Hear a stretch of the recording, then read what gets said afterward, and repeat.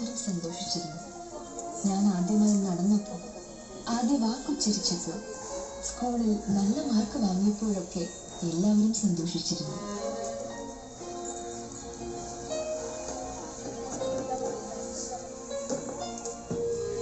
ആദ്യമായി ഋതുമതിയായപ്പോൾ സന്തോഷത്തെക്കാളേറെ ആശങ്കകളാണ് എല്ലാവരെയും നിറഞ്ഞത്.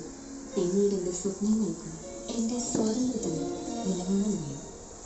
സ്ത്രീ ശരീരത്തിൽ ഉറ്റുനോക്കുന്ന കടുവൻ കണ്ണുകളാകാൻ കാരണം ഈ വിലങ്ങുകൾക്കുള്ളിൽ നിന്നും ഞാൻ സ്വപ്നങ്ങൾ കണ്ടു.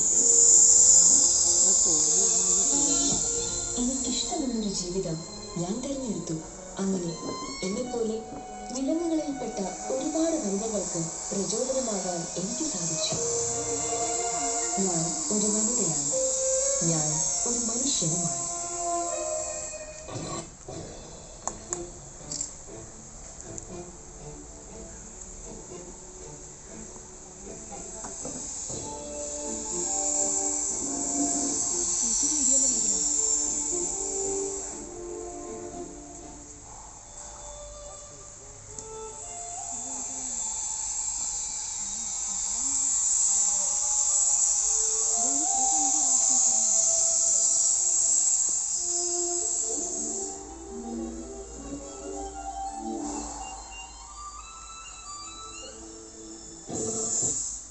നമ്മുടെ അവകാശങ്ങൾക്ക് വേണ്ടിയും സ്ത്രീകൾ നേരിടുന്ന പ്രശ്നങ്ങളിലും മറ്റനവധി കഷ്ടതകളിലും പീഡനങ്ങൾക്കെതിരെയും നമുക്ക് പ്രതികരിക്കാം.